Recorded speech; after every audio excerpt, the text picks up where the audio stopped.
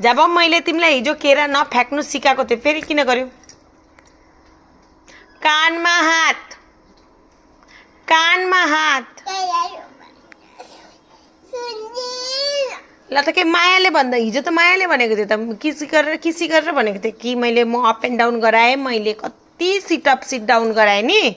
त त्यति बेला तिमीले किन याद गरेनौ कि केरा फ्याक्नु हुन्न आधा खाएर?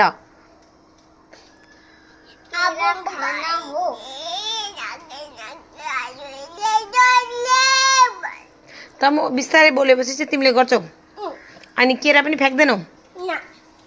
ल अब ल कानमा हात हाल। ल 1 आइन्स काउन्ट गर। माया त गरिसकेँ मैले। अब तिमी पुरा 1 to 10 गरेपछि चाहिँ बल्ल।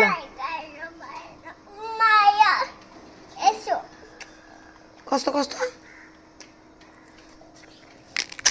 ल आइन्स काउन्ट गर।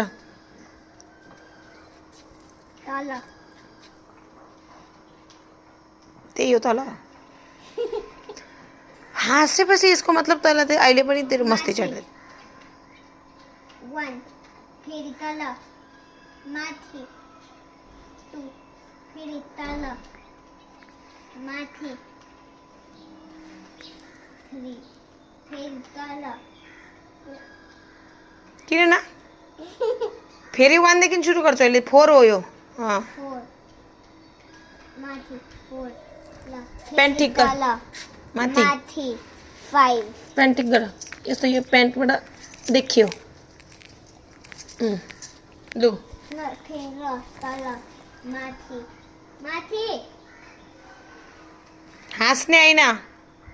6 ल तल माथि 7 ल तल माथि 8 तल माथि 9 तल माथि 10 मात्रै? हाँसेको किन? भोलि तिमीले केरा खाएर फ्याक्ने हो। अब कसरी के खायो भने पनि तिमीले कता राख्छौ आधा? मम्मीलाई दिन्छौ कि दिन्नौ? दिने कि दिन नदिने अब मम्मालाई? ल अब कान पक्रेर भन्न सरी मम्मा अब म यस्तो गर्दिनँ भने। कस्तो गर्दिनँ? बुडुम के बुडुम के हो यो? राम्रोसँग सरी भने कान पक्रेर।